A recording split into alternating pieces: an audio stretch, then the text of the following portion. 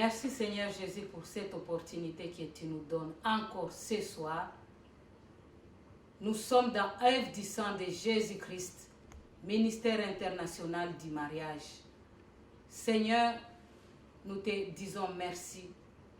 Merci parce que tu es avec nous. Merci, cher Saint-Esprit, parce que tu nous donnes ce qui vient de Dieu. Tu nous donnes ce qui sort du profondeur de notre Dieu. Merci parce que nous savons, tu es là pour nous enseigner, nous corriger et nous convaincre. Merci l'Esprit de Dieu parce que tu ne peux jamais nous abandonner. Merci pour tout ce que tu vas faire ce soir pour les enfants de Dieu. Merci au nom de Jésus-Christ. Notre thème c'est aide, couronne et aide, maladie. Ça c'est partie 2. Merci Seigneur Jésus parce que tu as quoi à nous dire ce soir. Nous avons besoin de tes conseils. Nous avons besoin de ta parole parce que c'est ta parole qui nous donne du réconfort. C'est ta parole qui nous donne la force d'avancer. Merci pour tout ce que tu vas faire ce soir. Au nom de Jésus-Christ, on a ainsi prié. On va lire la parole de Dieu dans Genèse 14, Genèse 12.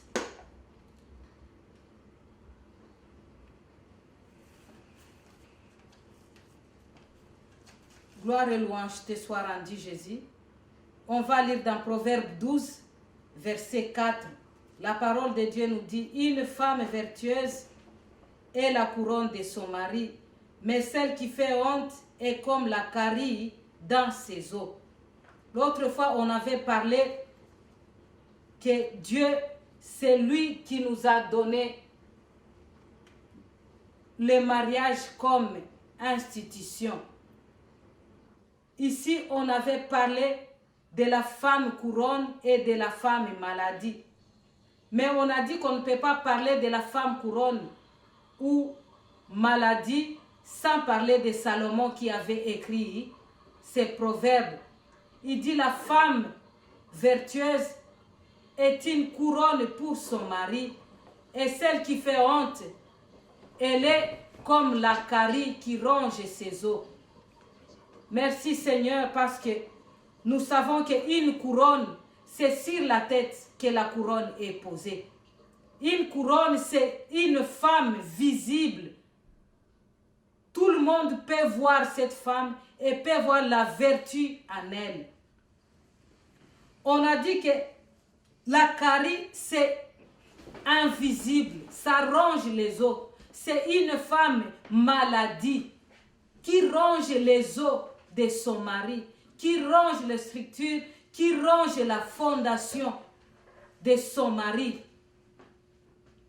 Une femme carie, au lieu d'entretenir les os de son mari, c'est elle qui donne la maladie, qui donne la carie. Gloire et louange soient rendues à Dieu, parce qu'on a dit qu'on peut faire un choix entre vertu et honte, entre couronne et maladie. On avait dit que Salomon avait 700 princesses et il y avait 300 concubines qui fait 1000 femmes. Et les autres que Salomon avait n'étaient pas comptées. Ici, on parle de 1000 femmes. Et quand on parle de ces 1000, c'est Salomon lui-même qui nous a donné ces versets dans Proverbe 12, verset 4. Qu'une femme vertueuse, c'est la couronne de son mari. Et une femme qui fait honte, c'est elle la carie dans les os de son mari. Gloire et louange te soit rendue, Jésus, parce qu'on a dit que la vertu, c'est la qualité spirituelle et morale. C'est ça, c'est que nous parlons. Nous savons, une femme, quand on dit que c'est une femme vertueuse, elle a des qualités spirituelles, elle a des qualités morales. Gloire et louange te soit rendue, Jésus-Christ, parce qu'aujourd'hui, on va parler de la femme, de l'homme, des porteurs de la couronne. Parce que le mois qui est passé, on avait parlé de la femme, celle qui est vertueuse et celle qui est maladie, qui ronge les os. On a dit que celle qui est vertueuse, elle est visible et sa place est sur la tête de son mari. Mais celle qui est maladie, c'est une femme qui est invisible, qui ronge les dedans de son homme. Tu peux voir un homme marcher, un homme sourire, mais dans lui, il y a quelque chose qui est rongé et c'est la femme maladie qui fait cela. Merci parce que Dieu est bon. Aujourd'hui, on va parler du porteur de la couronne et les malades. Les porteurs de la couronne et les malades, on a dit que celui qui porte une couronne, soit c'est un roi ou un vainqueur. Quand un roi porte une couronne, ce n'est pas qu'il a travaillé, ce n'est pas qu'il a fait des efforts. Non, c'est à partir de sa lignée. Il est né dans la lignée du roi. C'est pour cela qu'il a réussi la royauté de la main de son père. On a dit que nos hommes, ce sont des rois. Pourquoi ils sont des rois? Parce que Dieu a dit, faisons l'homme à notre image, selon notre ressemblance. Notre Dieu, c'est le roi des rois. Et s'il est le roi des rois, et les rois, nos maris, sont aussi des rois, et c'est lui qui est le roi de nos maris. Parce que nos maris viennent de la lignée de Dieu. C'est de là où ils ont pris la royauté. C'est pour cela que Sarah pouvait appeler son mari mon Seigneur. On a dit que le roi, c'est celui qui règne sur ses sujets. On a dit que le roi, c'est celui qui a le dernier mot sur ses sujets. On a dit que le roi, c'est celui qui veut que ses sujets se comportent, que ces sujets soient des sujets qui vont lui donner gloire. Parce que personne ne peut avoir les sujets machons, les sujets qui n'ont pas la bonne santé, les sujets qui ne sont pas bien formés, les sujets qui ne se présentent pas bien physiquement, mentalement et socialement. Chaque roi veut que les gens puissent voir sa richesse par rapport à ces sujets. C'est pour cela que j'ai dit gloire, louange à notre Seigneur Jésus-Christ. Parce que lui, il ne veut pas que ces rois soient des rois mendiants, soient des rois qui manquent de rien. Il nous a tout donné. Et il a même donné au roi une aide qui est la femme. Gloire et louange te soit rendue. Si tu es la fille de Sarah, laisse-moi te dire que ton mari, il est roi. Il doit régner et il est Seigneur. Comme Sarah lui-même appelait son mari mon Seigneur. Et toi, je te donne aussi quelque chose de plus dans ton ménage. Il n'est pas seulement chéri, ton mari. Il n'est pas seulement chou. Il n'est pas seulement bébé. Mais il est aussi roi. Il est aussi Seigneur. Comme Sarah appelait son mari. Et ce n'est pas un péché d'appeler ton mari roi. Parce que tu connais de là où il vient. Ce n'est pas un péché de l'appeler Seigneur. Parce que il est ton Seigneur. Dieu lui a donné ce pouvoir d'être ton Seigneur. Si on peut lire dans Genèse 3,16, la Bible nous dit dans Genèse 3,16,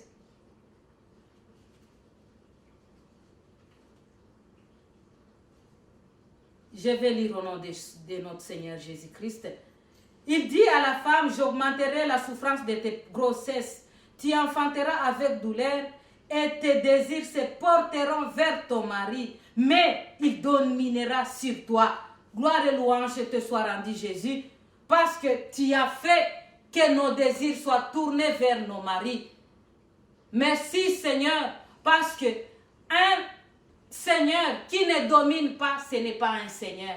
Un roi qui ne domine pas, ce n'est pas un roi. C'est pour cela, nos mamans, je vais vous dire quelque chose.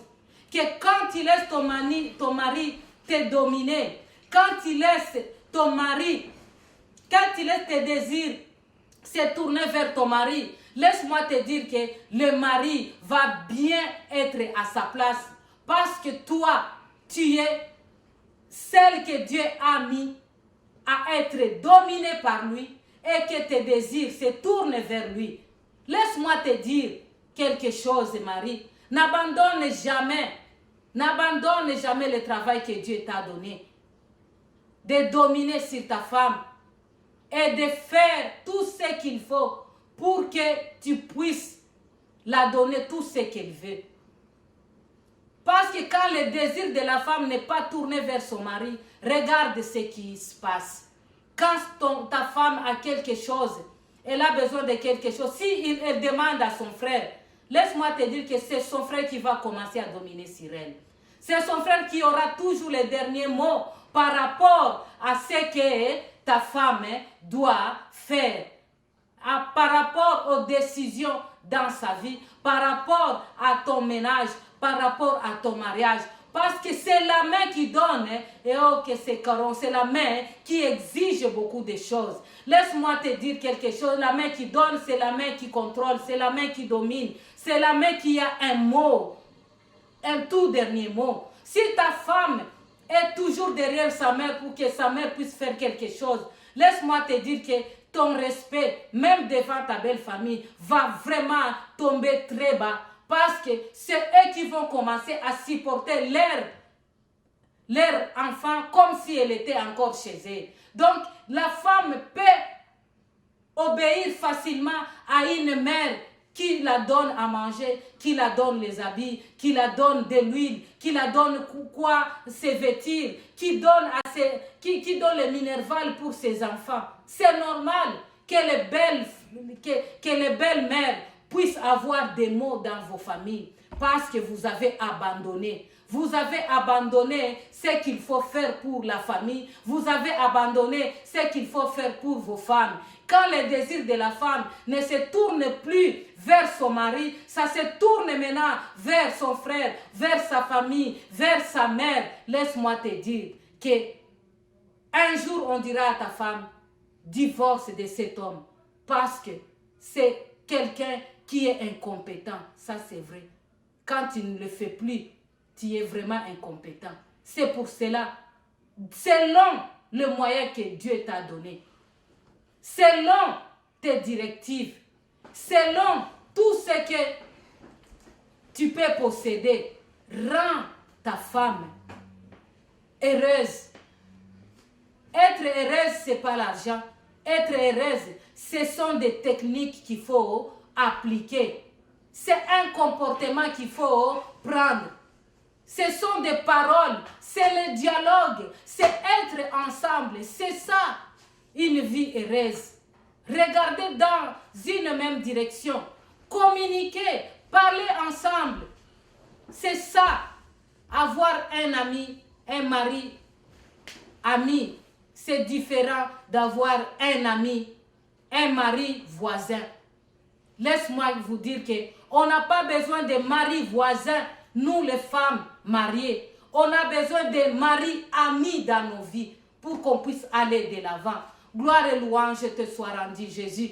On a nos rois qui sont là, nos maris. On a nos seigneurs qui sont là. Et que les désirs de la femme se tournent vers leur mari. Laisse-moi te dire, si tes désirs se tournent vers un mari d'autrui, c'est là où l'infidélité est entrée dans beaucoup de ménages. Tu veux pas demander à ton mari soi-disant qu'il ne va pas te donner ou il n'en a pas. Tu vas demander au mari des autres. Ou tu vas demander à l'ami de ton mari. Laisse-moi vous dire, les femmes, que c'est une avance déjà que tu as fait. Quand un mari de ta copine te donne quelque chose que tu lui as demandé, un jour il va te demander de coucher avec lui et tu ne vas pas refuser. Laisse-moi vous dire que le mariage, ce n'est pas partager les femmes. Non. Le mariage, ce n'est pas changer les femmes. Non. Le mariage, c'est un homme et une femme. Parce que dans le royaume des cieux, personne qui sera appelé adultère ici ne peut hériter le royaume des cieux. Gloire et louange te soient rendues, Jésus-Christ de Nazareth. Parce que beaucoup de femmes croient que c'est par rapport au sexe qu'elles peuvent avoir même des promotions au travail. Laisse-moi vous dire que vous faites manger à votre postérité l'argent de la prostitution et vous voulez que vos enfants progressent. Malheur à vous. Parce que les enfants qui mangent le fruit de la prostitution ne peuvent jamais progresser, sauf si la grâce de Dieu est sur cet enfant-là, sauf s'ils se convertissent et s'ils courent vers Jésus pour qu'il ait la vie. Dans nos familles, on a beaucoup de choses qui mettent nos enfants en danger. La première chose, c'est ça, la prostitution des femmes mariées. Vous êtes mariés, vous êtes plus que les femmes qui n'ont pas de mari et qui cherchent les maris. Même si on a beaucoup d'argent, laisse-moi vous dire qu'on peut avoir beaucoup d'argent plus que son mari. Mais on met tout ensemble. On décide ensemble. On va de l'avant ensemble. Ce n'est pas l'argent qui va faire que tu sois en dehors de la volonté de Dieu. Ou ce n'est pas parce que tu en manques que tu vas chercher dehors, soit disant que je vais chercher parce que je vais paraître comme la voisine. Non, la voisine a son mari et toi aussi tu as ton mari. Il ne faut pas regarder là où tu ne peux pas regarder parce que tu cherches plus que ce que ton mari te donne. Je te dirais que d'être contente de ce que Dieu vous donne dans votre mariage. Parce qu'il nous donne petit à petit. Et là, il va nous donner beaucoup plus parce que la persévérance paye toujours. Une femme infidèle, laisse-moi vous dire qu'il n'y a pas de persévérance dans le mariage. Là, tu te dis, je vais chercher autrement. On ne cherche pas autrement dans le mariage. Comment Dieu va te rémunérer? Comment il va te payer? Si tu te dis que tu vas chercher autrement, on n'aide pas Dieu. On n'aide pas Dieu. Une femme infidèle, une femme adultère, c'est une carie dans les os de son mari. Une femme heureuse, c'est une carie dans les os de son mari. Et les rois n'ont pas besoin de ça. Les seigneurs, nos maris, n'ont pas besoin de ça. Le roi est honoré et le seigneur, il est honoré. Et n'oubliez pas que nous sommes des aides pour nos maris. Des aides semblables à eux. Gloire et louange soient rendues à notre Dieu. Ici, on va parler de quelque chose que Dieu a voulu qu'on puisse partager. On a dit que nous pouvons avoir des chefs. Il y a des chefs méchants comme Nabal. Là, je ne peux pas vraiment dire le contraire. Nos maris, ce sont des chefs. Mais si tu es tombé sur un mari méchant, laisse-moi te dire quelque chose, il faut prier. Parce que Dieu change la méchanceté en douceur. Il sera un gentil homme. Il sera un homme que toi-même tu vas être fier de lui. Mais si tu te dis c'est un homme méchant, moi je vais aller chez moi, laisse-moi te dire que tu ne sais pas ce qu'il est en train de faire dans le ménage. Quand Dieu te montre la faiblesse de ton mari, ce n'est pas une porte qui s'ouvre pour que tu puisses fuir. Mais c'est le temps de prière qui s'augmente pour que tu puisses encore te cacher pour prier, pour que Dieu puisse venir en aide. Merci parce qu'il y a les hommes gentils, il y a les hommes méchants. Et nous, comme nous sommes les femmes dans nos ménages et nos rois, nous les avons pour que nous ayons de l'avant. Laisse-moi vous dire les hommes, vous pouvez avoir une décision. La façon dont vous nous parlez, la façon dont vous nous communiquez vos décisions, ce n'est pas une bonne façon souvent. Tu peux dire à ta femme, je ne veux pas que tu ailles travailler parce que je vois que tu n'es pas bien payé. C'est mieux de voir l'avenir de nos enfants et de voir comment tu peux éduquer nos enfants à la place. Tu parles avec ta femme. Tu l'as dit ce qu'il faut faire. Tu l'as dit ce que tu vois qu'il faut qu'elle fasse. Et la décision, c'est à toi. Mais il y a un autre mari qui peut dire à la femme, maintenant je ne veux plus que tu ailles au travail. C'est fini, c'est moi qui dis ça. C'est moi le mari ici, tu dois obéir. Non, ça c'est pas un beau mari. Vous n'êtes pas des maris Nabal.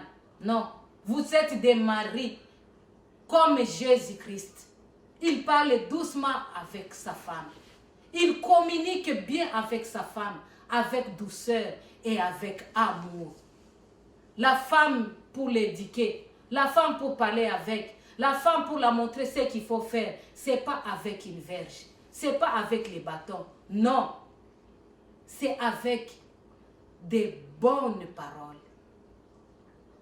C'est avec un ton d'un mari qui écoute. C'est avec un ton d'un mari responsable. Gloire et louange te soient rendues, Seigneur Jésus-Christ. J'aimerais qu'on partage quelque chose ici dans Genèse 2, verset 6. On commence par Genèse 2, verset 9, et puis on va lire Genèse 3, verset 6. Pour que les maris vous sachiez comment vous comporter devant nous les femmes, nous vos femmes. On a besoin que vous puissiez nous prendre comme les cadeaux venant de Dieu. Parce que nous sommes votre bonheur. Genèse 2, verset 9, on va lire. La Bible nous dit, l'Éternel Dieu fit pousser du sol des arbres de toutes espèces, agréables à voir et bons à manger, et l'arbre de la vie au milieu du jardin, et l'arbre de la connaissance du bien et du mal. Dans Genèse 3, 6, on dit, la femme vit que l'arbre était bon à manger et agréable à la vue, et qu'il était précieux pour ouvrir l'intelligence. Elle prit de son fruit et en mangeant, elle en donna aussi à son mari qui était auprès d'elle, et il en mangeant. Gloire et louange te soit rendue, Jésus-Christ. Parce que ici on va parler, on va ouvrir un peu les yeux de nos maris. Parce que dans Genèse 2, 9, Dieu, quand il était devant l'arbre, il a vu que l'arbre était bon à voir et agréable à la vue et était bon à manger. Mais quand Ève était devant l'arbre, elle a vu que l'arbre était avant tout bon à manger et c'est après que c'était agréable à la vue. Laisse-moi te montrer quelque chose que Dieu a voulu qu'on partage encore ici. Vous êtes nos chefs, vous êtes les rois, vous êtes les seigneurs. Quand Dieu a vu l'arbre, quand il était devant l'arbre, il a vu que l'arbre était agréable à la vue, c'était la première chose, et bon à manger. Mais quand la femme était devant l'arbre, elle a vu la première chose, que l'arbre était bon à manger et agréable à la vie. Gloire et louange te soit rendue, Jésus. Pour vous dire ceci, les hommes, que nous les femmes, depuis le jardin d'Éden, on n'a pas la leçon de la priorité. On ne sait pas ce qu'il faut faire avant et après. Là, je vous parle dans le mariage, le milieu de nos mariages. Je ne vous parle pas toutes les femmes en général. On n'a pas la notion de la priorité. C'est pour cela qu'une femme peut te dire, je vais t'acheter la viande, aujourd'hui on va faire la viande et le riz. Et quand elle va revenir du marché, elle va faire le poisson et de la pomme de terre.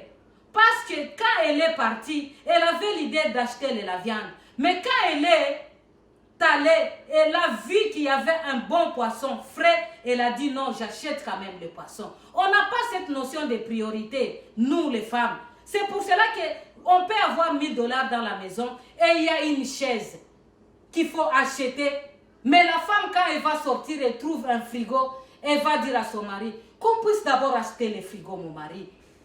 Les choses, on va acheter après. Alors qu'ils ont parlé ensemble et on a dit que c'est la chaise qu'on va acheter. C'est pour cela que une femme peut sortir de sa maison et dit que je vais m'acheter des babouches. Mais quand elle revient, elle ne va pas avoir les babouches. Mais elle va avoir des bracelets. Elle a vu que les bracelets étaient brillants peut-être. Elle a changé de décision là où elle était. On n'a pas les notions de la priorité. C'est à partir de Ève. Mais ensemble, on peut avoir cette notion-là, les hommes. Il faut nous écouter. Ce n'est pas quelque chose que tu peux chaque fois parler et te chamailler avec ta femme. Oh, toi c'est comme ça, quand on entre dans les magasins, on va acheter des marmites, toi tu achètes des rideaux. On ne se chamaille pas à cause de ça, mais on apprend. Parle doucement, parle gentiment avec ta femme et au fur et à mesure, elle va entrer dans les rythmes. Gloire et louange te soit rendue. Vous êtes des chefs et vous êtes des rois. C'est pour cela que Dieu vous a mis là-bas pour que vous soyez à nos côtés, pour que vous puissiez nous communiquer ce qui est bon en vous. Gloire et louange soit rendue à Dieu parce que Dieu a voulu que nous ne soyons pas seulement des femmes vivant seules et travaillant seules. Il a voulu qu'on soit à Dieu. Vaut mieux deux qu'un. Merci Seigneur parce que tu es notre Dieu. Tu es celui qui nous a aimés. Tu es celui qui nous a donné tout ce qu'on avait besoin. Merci parce que tu es celui qui nous a aimés auparavant. On va parler du roi. On a parlé du roi. Maintenant, on va parler du vainqueur.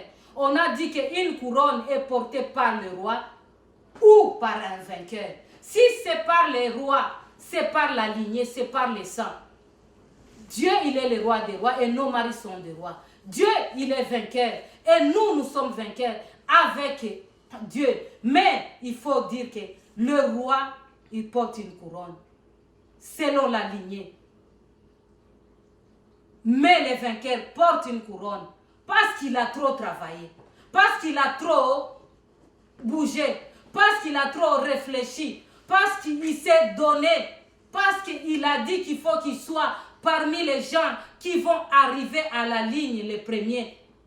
Gloire et louange te soit rendue. Une couronne, le vainqueur a une couronne, le vainqueur a un prix, le vainqueur a une médaille. C'est ça ce que le roi porte une couronne et le vainqueur porte une couronne ou des médailles ou quelque chose autre, le prix ou l'argent. Et nous, les femmes, nous sommes là pour que nos maris aient au moins une couronne par rapport à la lignée, comme roi, comme seigneur, ou par rapport à comme un athlète. C'est pour cela les hommes, n'abandonnez pas votre tâche d'aller chaque fois, de sortir et de rentrer et amener quelque chose pour la famille. Parce que c'est ça aussi être vainqueur. Quand vous sortez et vous rentrez le soir, vous êtes des vainqueurs. Parce que je sais qu'il y a les hommes qui sortent et qui ne rentrent pas. Un homme qui part, peut-être il part, il va revenir 3 jours après, soit disant qu'il était en mission. Et il n'a pas été en mission. Il a été embrouillé quelque part avec quelque chose, avec d'autres personnes. Gloire et louange te soit rendue, Jésus. Parce que nos maris rentrent chaque soir chez nous. Ce sont des vainqueurs. Ils ont travaillé. Ils ont tout fait. Ils ont parti chercher pour que nous soyons des bénéficiaires. Et chaque soir, ils rentrent épuisés, fatigués. Mais ils rentrent comme des vainqueurs dans nos maisons. Gloire et louange te soit rendue, maman. Je te dis que tu as un vainqueur chez toi. Il faut le prendre comme un vainqueur parce que chaque jour, à chaque pas, à chaque seconde, il est quelqu'un qui peut être troublé par-ci, par-là, par les choses qui l'entourent. par des personnes qui l'entourent, par beaucoup de choses. Gloire et louange te soient rendues, maman, parce que quand ton mari revient le soir, remercie Dieu, dis merci Seigneur, parce que mon mari a vaincu encore. Merci pour tout ce que Dieu fait pour nous. On a dit que nos maris, ce sont nos chefs. Il est le corps du Christ et Christ est son chef. Et nous sommes le corps de nos maris, c'est lui la tête. Laisse-moi vous dire que c'est la tête qui a le cerveau. Et c'est le cerveau qui communique même nos actes, même nos mouvements. Tout ce qu'on fait, c'est le cerveau qui communique à tous les corps. C'est pour cela que je te dis quelque chose, ma chère, que le corps et la tête doivent travailler ensemble. Si ça ne travaille pas ensemble, c'est quelque chose de terrible qui peut arriver. Comme 1 Corinthiens 11, verset 3 nous dit, on va lire au nom de Jésus-Christ de Nazareth. On n'a pas beaucoup de temps, mais on va quand même lire. Je veux cependant que vous sachiez que Christ est le chef de tout homme, que l'homme est le chef de la femme et que Dieu est le chef de Christ. Gloire et louange te soient rendues, Jésus, parce qu'aujourd'hui tu as voulu qu'on sache encore que nos maris ce sont les chefs et que toi, ton chef c'est Christ. Et le chef de Christ, c'est le Dieu Tout-Puissant. Merci parce que nous savons que le corps se prépare et s'entraîne. Il bouge et travaille dur pour que la tête reçoit une couronne. Et quand le corps travaille de ce que la tête a communiqué. C'est pour cela quand une femme travaille seule, sans que la tête ne puisse pas communiquer, il y a toujours des dégâts. La tête a le cerveau. C'est le cerveau qui communique à tous les corps et approvisionne et planifie. Le corps travaille de ce qu'il reçoit comme consigne de la tête, comme consigne de l'homme. C'est ça ce que le corps fait. Et quand c'est le contraire, c'est quand il y a lutte entre l'homme et la femme.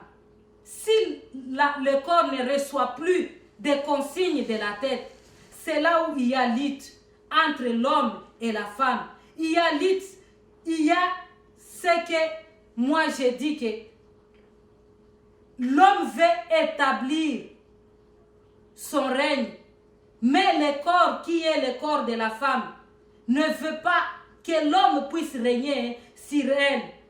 Donc, la lutte est là pour établir l'ordre. Et quand il y a une lutte, et c'est les conséquences qui viennent, c'est la maladie qui vient. Et quand chaque fois l'homme lutte pour que son corps fasse ce que la tête lui dit de faire, pour que sa tête communique, c'est là d'où vient la maladie. Et l'homme est appelé un homme malade. C'est là où il y a des troubles, des maladies cardiovasculaires. Et c'est là où il y a le gastrite qui ronge l'estomac de l'homme. C'est là où il y a des maladies mentales. L'homme ne sait plus quoi faire, commence à parler partout où il passe. Il commence à parler de sa vie par-ci, par-là. C'est parce que la maladie est entrée. C'est parce qu'il y a une élite qui est là. Gloire et louange te soient rendues. Parce que le corps, quand le corps ne communique plus avec la tête, il y a le dysfonctionnement total. Et ce n'est pas ça le ménage que Dieu nous demande. Dieu nous demande d'être en unité, de communiquer et d'être un seul corps, l'homme et la femme. Et c'est ça notre réussite. Mais ce que je vais vous dire, être un seul corps, il faut des processus. Ça, on va parler dans un autre enseignement. Comment être un seul corps avec son mari, un seul corps avec sa femme. Gloire et louange te soient rendues, Jésus-Christ de Nazareth. Parce que Dieu est au contrôle. On sait qu'il est toujours notre Dieu et il est celui qui nous communique cette grâce. Il est celui qui nous aime. Il est celui qui nous donne cette opportunité. À cause de ce que le corps communique, la carie, le cerveau est atteint, les structures fragilisées, la maladie ronge. Et quand il y a la maladie, il y a aussi les dépenses qui s'en suivent. Parce que chaque jour, il faut aller à l'hôpital. Chaque jour, il faut sortir de l'argent pour qu'on puisse acheter des comprimés. Il faut payer les médecins parce que la maladie a pris sa place. Gloire et louange te soient rendues. Femme, là où tu es, tu ne vas plus communiquer la maladie à ton homme pour que l'argent que vous allez gagner puisse être vraiment un lot pour les enfants, pour payer les études des enfants, pour aller faire des shopping ensemble, pour voyager ensemble, pour s'offrir quelque chose au restaurant, pour parler et aller planifier ensemble, peut-être quelque part, vous deux. Gloire et louange te soient rendues, Jésus-Christ de Nazareth, pour tout ce que tu fais ce soir. Merci Seigneur, parce que tu es celui qui nous donne cette opportunité. Pour porter la couronne, qu'est-ce qu'il faut pour porter la couronne? C'est une question que je donne. C'est une question que je donne au couple, au mari et à la femme. C'est une question. Comment on peut faire pour porter une couronne? Pour porter une couronne, laisse-moi vous dire quelque chose. Il faut le mériter. C'est la première chose. Il faut se comporter en chef. C'est la deuxième chose. Se comporter en chef, il y a les privilèges et il y a des responsabilités. Troisième point, il faut être vainqueur. Gloire et louange te soient rendues, Seigneur Jésus, parce que je sais que le mois de juin, on va parler de ces trois choses. Merci Saint-Esprit, parce que tu nous as communiqué ce qui est nécessaire pour que nos foyers survivent, pour que l'amour puisse régner, pour que l'amour puisse être dans nos couples comme un cadeau venant de toi. Merci Seigneur, parce que tout ce qu'on a parlé, on l'a reçu de toi. Accepte que le couple soit restauré. Je restaure le couple au nom puissant de Jésus-Christ. Je donne tout ce qui est nécessaire à chaque couple en difficulté au nom puissant de Jésus-Christ. Que Dieu puisse vous donner les désirs de vos cœurs au nom de Jésus-Christ de Nazareth. Merci Seigneur, parce que tu es, ô Éternel, le rémunérateur de ceux qui te cherchent. Je sais qu'il y a des couples qui vont te chercher par rapport à cet enseignement. Merci Seigneur, parce que je sais que tu as ouvert les yeux, ô Éternel, d'un papa et d'une maman quelque part, pour qu'elle puisse réellement changer sa mode de vie selon, ô Éternel, l'institution que tu nous as donnée par rapport au mariage. Gloire et louange te soient rendues. On se revoit encore le 30 juin de ce mois dans Ève du sang de Jésus-Christ. Que Jésus-Christ vous soit favorable. Merci Seigneur, parce que tu as voulu que cet enseignement se passe pour que ton peuple puisse savoir que tu es en train de les prendre en charge. Merci Seigneur, parce que tu as dit à ton serviteur Élie que tu as les hommes que tu réserves pour ton travail. Merci parce que je sais, je suis parmi, ô Éternel, les gens que tu as réservés pour travailler dans le ministère du mariage, dans Ève du sang de Jésus. Gloire et louange te soient rendues pour la restauration des couples et pour les mariages restaurés et pour l'amour que tu vas encore mettre dans les couples. Au nom de Jésus-Christ, que Dieu vous bénisse. Merci parce que Dieu est à notre côté et Dieu est pour nous. Merci parce qu'on travaille avec Dieu et nous sommes ouvriers avec lui. Que Dieu vous bénisse et que Dieu vous restaure et qu'il vous donne tout ce que vos cœurs désirent au nom de Jésus. Amen.